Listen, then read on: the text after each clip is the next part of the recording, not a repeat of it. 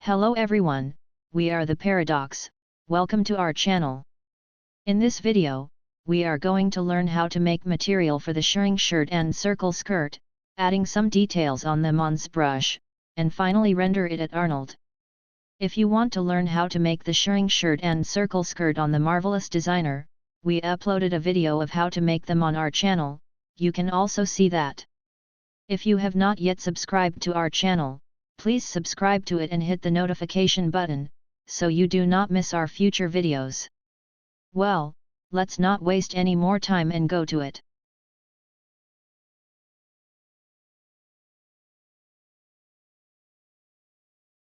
If the topology of our model is triangular, it is better to quadrangulate it to be better processed in ZBrush.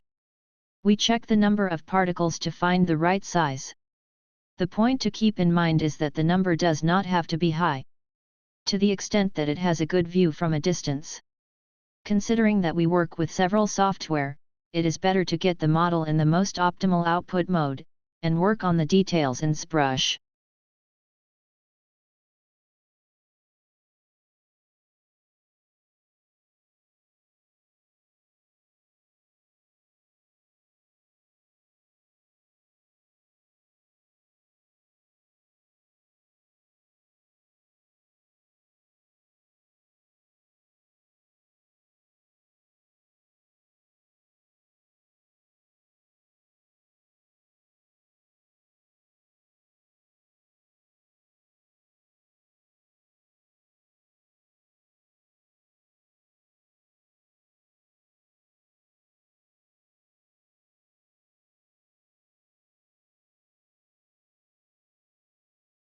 Before exporting the clothes, we must unwrap them and go to the UV editor menu. There are several points to consider. All clusters should be placed in one of the UV squares, so that none of the clusters collide with each other, and also do not leave the UV square. It is recommended to do this whole process in VU under number U1V1. These clusters should be placed, so that they are the largest size that fits in a square. It is better to enlarge or shrink all the clusters together, so that the quality of the texture that is placed on it is the same everywhere. If you need one of the clusters to be of higher quality, you can make it larger separately. In this case, we can even use the UDIM feature. That is, instead of one of the squares, we should use some to have better textures and larger clusters, which in this case, it is better to start filling the UV space from U1V1, U1V2, U1V3, respectively.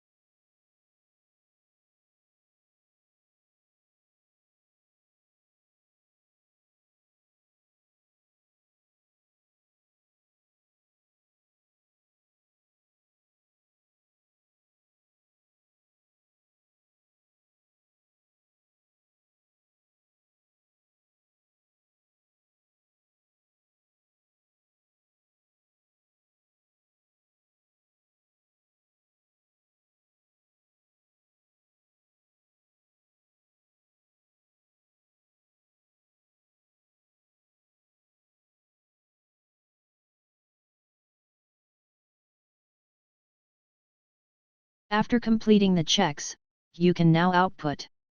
A few things are serious in the output settings of the model. To be able to work more easily in ZBrush and not deal with different subtools, it is better to activate the single object option. Otherwise, each piece of fabric becomes a separate object separately, and if the details in the model increase at the edge of the garment, we will encounter problems that require a lot of time to edit. So be sure to output all objects as a separate object. Take the model as a thin output, so that no thickness is considered for the model, and activate the weld checkbox. To weld the disruptive vertices together, otherwise, we will encounter several problems later in the edges.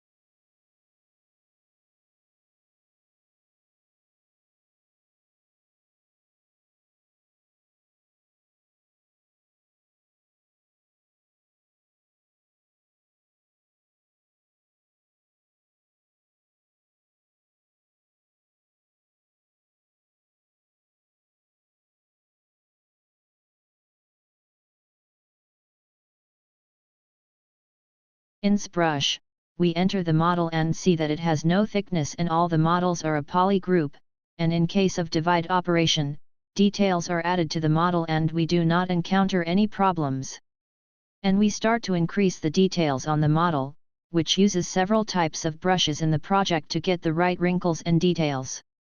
The details should not be so much that the appearance of the model changes completely, and too much detail causes us to move away from the generality of the model. So it is better to save the effect after applying each change, and look at it after a while to see the generality of the model.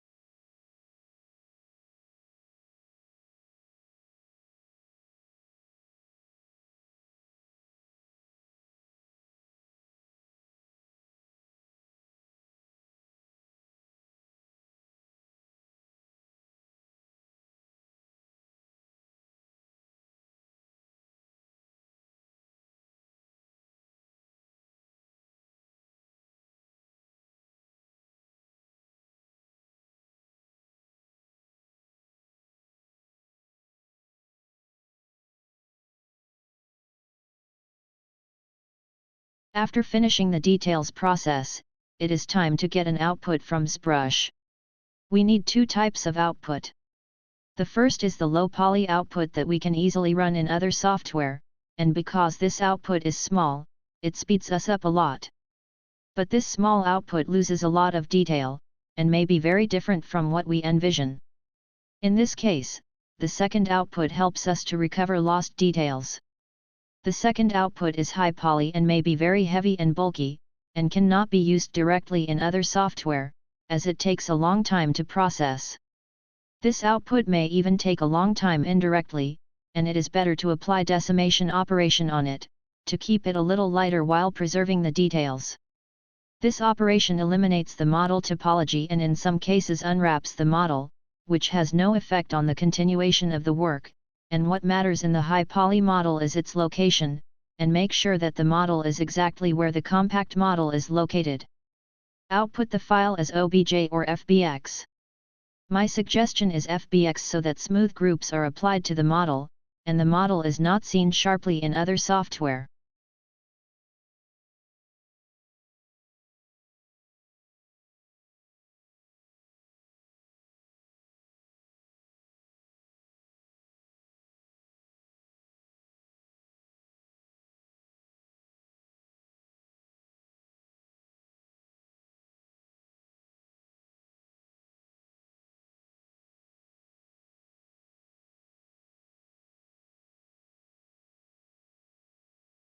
In the Substance Painter, we enter the compact model and see that the details are lost. To solve this problem, we have to bake the high poly model on this model. To do this, in the Texture Set Settings section, click on the Bake Mesh Map, and in the High Poly Parameters section, enter the full volume model, and determine the maps based on need, and in the Output Size section, specify the quality of the textures, and bake the model.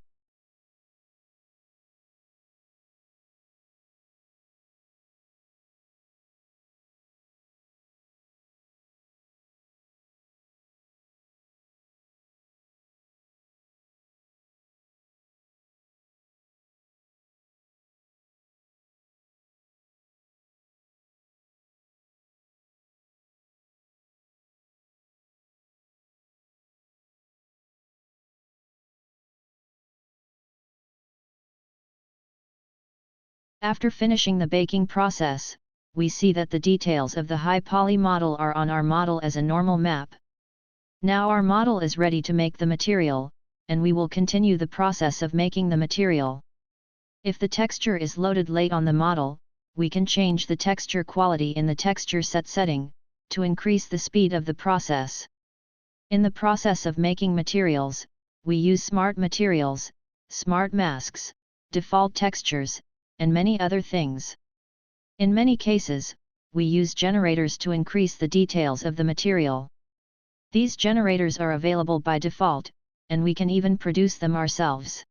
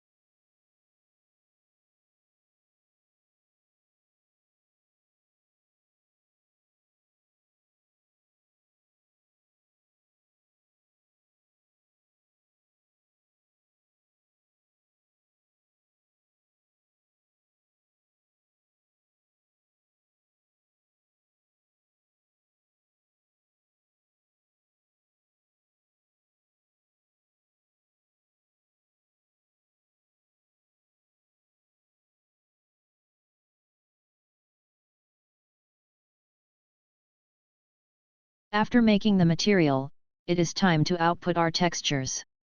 Because we do the rendering process in Arnold, we set the template to Arnold, and if we needed opacity or illumination maps, we had to add it manually to the outputs, and finally, we output the textures.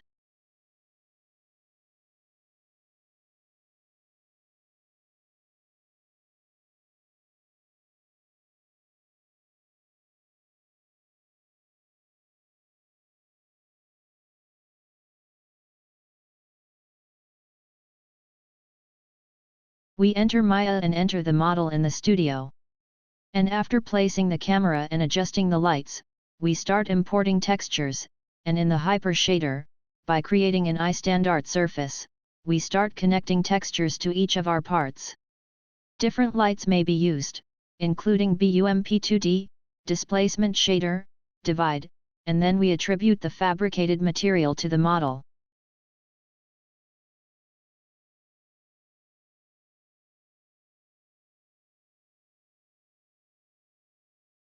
We start testing the renderings, and in case of any problem in the light or material, we go to the relevant section and correct it, to reach the desired light or material.